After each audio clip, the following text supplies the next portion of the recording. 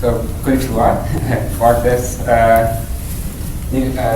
Google page with us, they will so how about we try in English? If I speak too quickly, please let me know. I have it's about 3 years worth of material. I try to condense it. It's difficult to have the right slides that everyone wants to see, so I'll have a selection, and at the end I have extra slides if we have time left over. If during the slide you have a quick question on what I'm talking about, please raise your hand. If there are questions that are more generic, please wait until the end, and I'll take care of them then.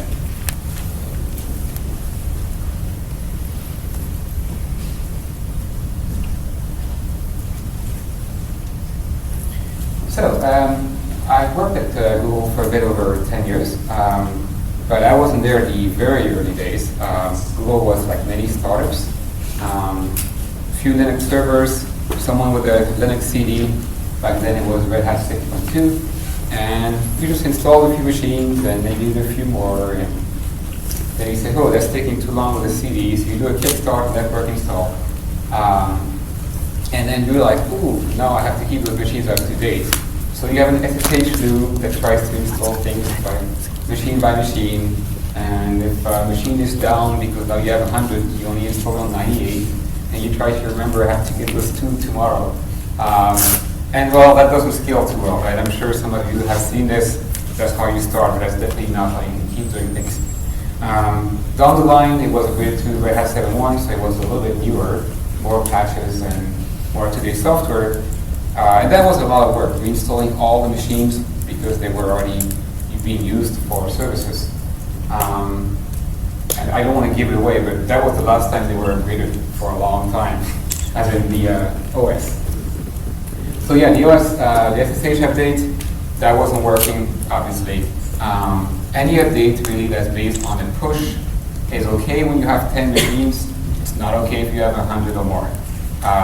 Probably 10, yeah, is about as much as you want to do for that. So really you want a kind of pull mechanism. And remember that was around 1999 or 2000. You could kind of use apt-get or dpackage. Back then on Red Hat didn't have network capability yet. It was a bit difficult to install that base easily, and they were not reliable.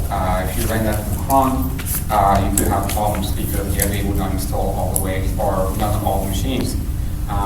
Also, even today, actually, if you use apt-get or yum or dpackage or RPM, and halfway through your upgrade you reboot the machine or pull the power, bad things are going to happen and it's not going to recover properly most of the time, or at least too many times for it to be an issue. And then you can have, on the RPM side, a database where all the files are kept. It could actually get corrupted, so now you have to manually fix that machine or reinstall it.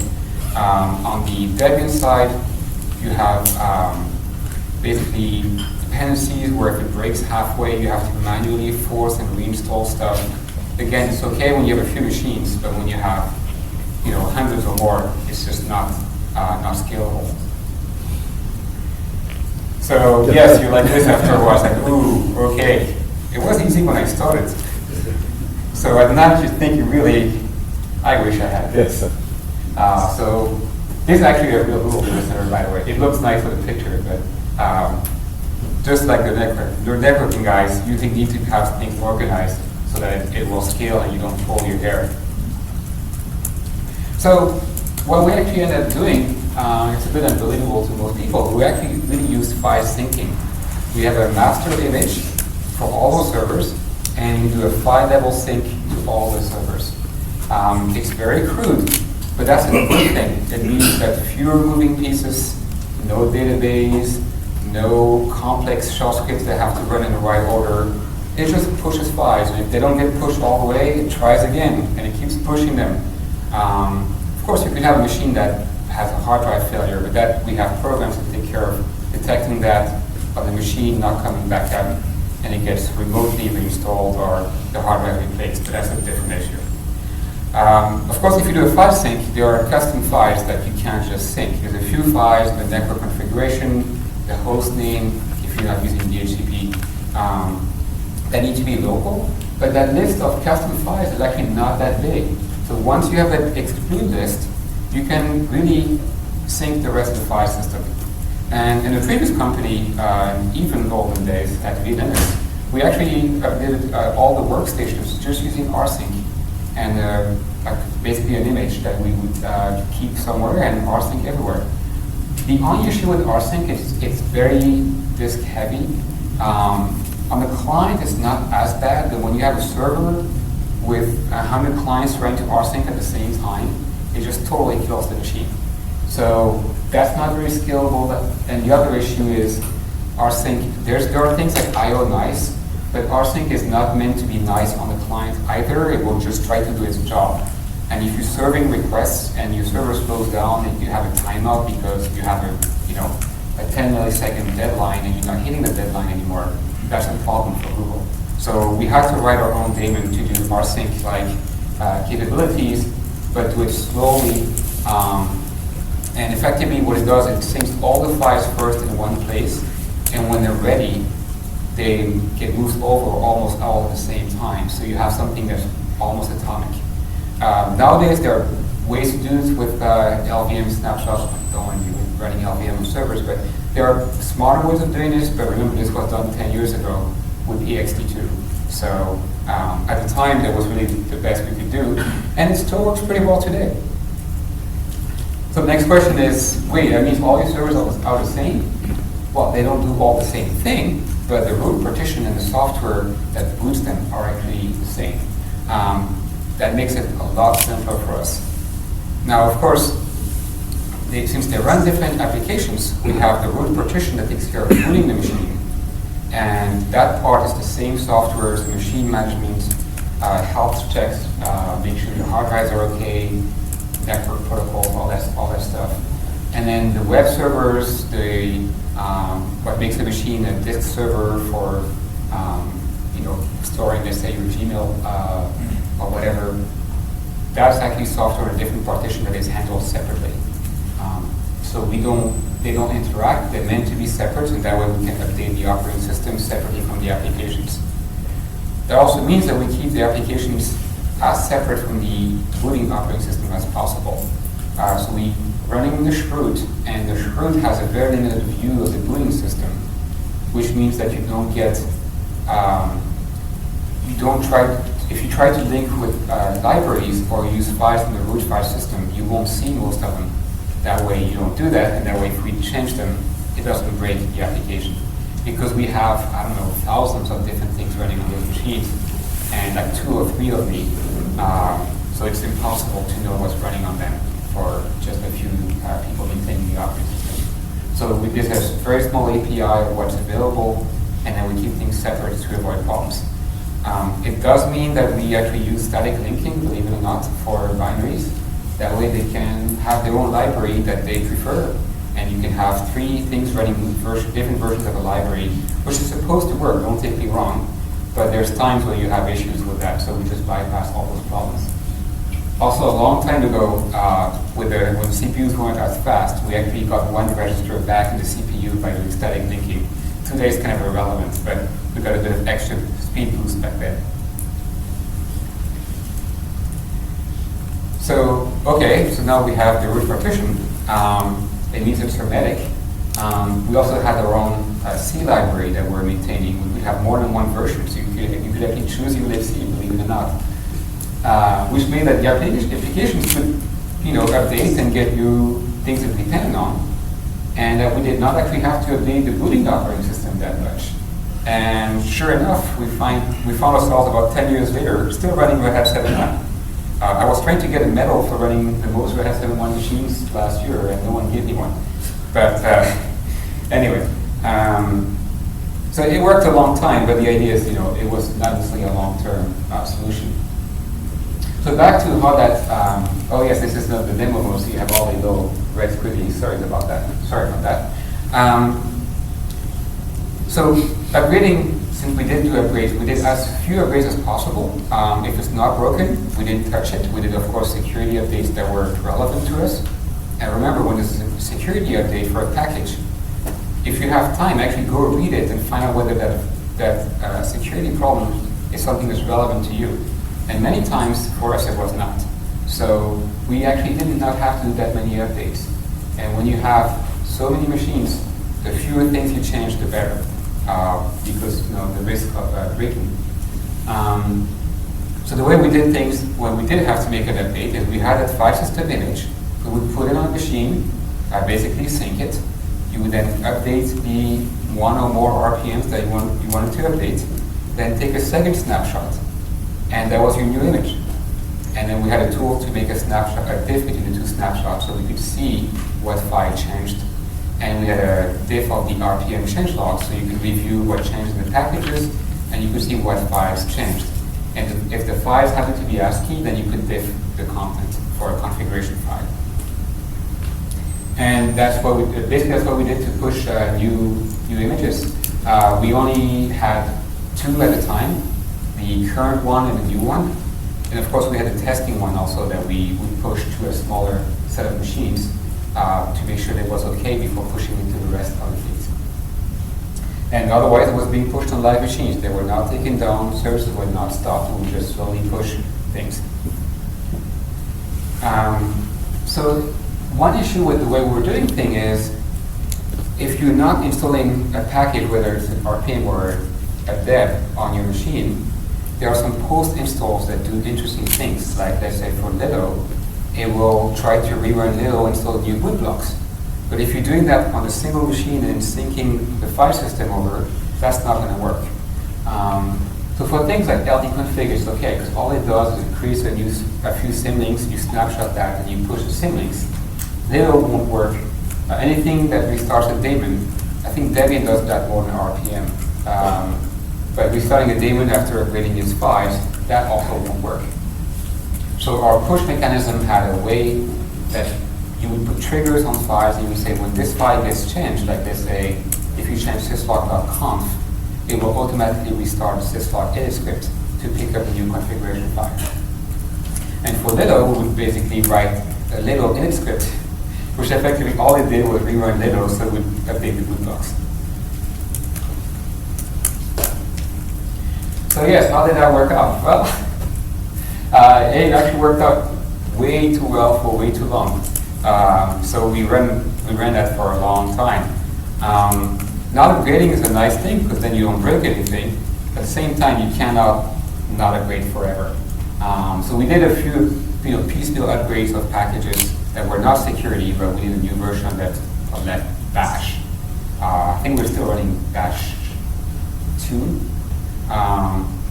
So eventually someone said, hey, I really need that bash port syntax. So from time to time we do an update like that, but it didn't happen too often. But now it's like, well, maybe we should actually put some people behind it and do a real upgrade. But if you wait a long time, now you have a huge jump. And the bigger the jump, the more scary it is. And never mind doing that on live machines, which a lot of distributions don't even support. So, okay, we're doing a big upgrade, we're making a new distribution. Well, you can't really upgrade Red Hat 7.1 to anything. It doesn't matter if you stay with Red Hat. You could not even upgrade Red Hat 7.1 live to Red Hat 8 or 9. It was not supported. If you try to go to Fedora or Rails, it's not going to help, right? So it's totally unsupported at that point. So I figured, well, we're unsupported anyway, so we could pick whatever distribution we feel like taking today. Red Hat at the time was, 98, was a reasonable choice. And when we looked later, we had my previous job at Google was actually taking care of all the workstations, and on which we also had Red Hat way back when. And I really grew tired of rebuilding a lot of packages of RPMs because they did not exist in Red Hat 9 at the time. So we did upgrade our workstations from Red Hat 9 to, it was going to be Debian, and then it ended up being Ubuntu, just because it had so many more packages that I did not have to start rebuilding packages. Or taking those third-party built packages from a different RPM distribution that was not quite compatible, but almost. So yeah, the numbers I have, back then it was about 1,500 Red Hat packages versus 15,000. Now it's actually not as bad. It's only about a 3x ratio. But still, it's a big difference. So, sysadmins are supposed to be lazy. The lazier you are, the smarter you are. And that's why we picked Debian at the time, just because it had more software available and it was less work for us to package it ourselves. For the workstations at the time, we did pick Ubuntu because it fixed a lot of things that Debian didn't do quite right for the workstations. But on the server side, Ubuntu as far as, and sorry for my canonical friends, Ubuntu started to be less and less desirable for servers. So for our server fleet, I decided actually Debian was a much better choice, mostly because they don't really pick sides. They're a little bit crazy. They package everything, and you can choose which of the 4 init systems you like and use that. I don't know how they do all the maintenance work, but somehow they do mostly. So you're not locked into anything. And with, actually, I'm getting ahead of my next slides. So the init system was the first issue. System 5 is, of course, the original Unix one. Well, actually, the BSD one is even older, but that's the one Red Hat was using. It's well known, it's stupid, but it works. If you have a single script that hangs, though, it will hang you boots. But in our case, we did actually have very early networking before the root file system was even read-write. So we could always SSH into a machine to diagnose and debug it automatically if necessary. So that was not as big of a problem. And the other thing is because of the way we test and deploy slowly, if somehow one of us made a mistake and made an script that would hang, we would catch it before it went too far. But if it happened, we had a way around that. Then the next option, of course, is Upstart, which is mostly for Ubuntu, well, also Chrome OS, but that wasn't really relevant to us. Different syntax, as you know. You have to define the dependencies in the script itself. It's not shell anymore for the most part, which is good. But the dependencies, you really have to get them right. And I've run Ubuntu on my laptop for about 4 years. And I would still get one boot out of 2 or 3, which is deadlock at boot between networking and something else. And I try to debug the thing for hours, pulling my hair, and it's like when I'm debugging it, it doesn't happen anymore because the race condition goes away, right? And like, why am I doing this? I'm saving like 10 or 15 seconds of boot time tops, and I'm having this system I can't debug. The system is smarter than me. So, and this is me with the screen in front of it. Now you have, let's say, thousands of servers in a room, and 2% of them are not rebooting, and you don't have serial control of them. It's just not a very happy scenario. So that was one thing that really made Ubuntu not a very good choice. Then, well, on the other side, System D. System D, I like the idea that you don't have to define dependencies, and it actually has to have all the smarts to do it itself. The design itself is brilliant. The execution is harder than it seemed, I think, when Linux started. He found those corner cases that just happened, and then he had to work around all of them. As far as I know, it works reasonably well, but again, it's a very complex system. You have to rewrite many things to make it work. And I looked at it, and it was like, we have all that extra complexity, and for what? For a few seconds of boot time. We don't reboot our machines very often. We're designed to have our entire data centers go down. So for a few machines that take a few seconds more to reboot, it didn't seem really worth it. And it broke the system of having the boot be the same every time. So that was just something that didn't work either. So the last option actually was quite interesting. Most people don't actually know about it, but in Debian, the new booting system is they're called start bar and serve. And it still uses the old crafty shell scripts that you know and hate and love, or whatever it is. But it has a little header at the top in the comments that tell it what it depends on. And then you run a script, well, it runs a script for you that will look at those dependencies and use the numbering to say how early in the boot system it has to run. And it will reorganize them by creating a tree of dependencies. But the idea is it will do it once, then you can look at the output and you can say, okay, those things are going to run together. I think it's going to be okay. But once it's like this, we snapshot it and it never changes again until we touch it. And I understand that it's not something everyone needs, but for us, the fact that it was like this, you could review it, you knew what it was going to be. You could have 5 scripts that start at the same time, so it's still a bit of a race condition. But it's not a totally unknown boolean order. And that was really the winner for us. So that was the big plus for Debian on top of the number of packages. So back to the new distribution, ProdNG. Prod because that's what we call our prod environment. NG is new generation, by the way. So that one is self-hosting because Red Hat 7.1, you can imagine that building a Red Hat 7.1 package on an Ubuntu 64-bit system is not entirely easy. So, especially when you have library dependencies. So that one was designed from scratch to be self-hosting, so you could rebuild the operating system from within itself. So that way, even if we had, let's say we switch all workstations to ARM that are binary compatible, we could still build the operating system within itself. So that was a big plus. The next thing was we wanted to strip everything we didn't need. Even Red Hat 7.1 had a lot of craft, things that we just didn't want. Red Hat's better now, but back then they had those huge packages that had everything inside. All the languages, they made it simple for users, but you just got way too much stuff. So the idea was to rebuild everything without the libraries we needed. Like let's say if I'm not going to use SC Linux or I'm not going to use ACLs, I'm just not going to compile with them. That way I don't have to ship the library. If there's a bug, I don't care because I'm not using it, and I get rid of all those dependencies. So really it's the less is more motto really works. The next thing is again, no upstart. We're not even using dbus or God forbid Plymouth. Plymouth is I think Red Hat also has that now, I'm not too sure. But it basically is a multiplexer that captures all your boot messages and it's supposed to log them as well as let you interact with them. I'm sure I'm always the one who finds the bugs, but on my laptop I had things where 1 key out of 2 went to my application and the other half got lost when my FSCK failed, right? So this is things that it's got to work. And if it just gets shipped, I mean, Canonical, no offense people, but they ship things in stable distros that just don't work. They're just not finished. So you get burned once, and then even if it works today, I never want to see Plymouth again. So there were simple things that worked for us that we're just using instead. So simple, Daemon, it doesn't do the kitchen sink, but it works. Okay, so we talked about Hermetic. And the way we build packages is every time you build a package, it actually creates a ProdNG image on the fly. It only takes about a minute, it's pretty fast.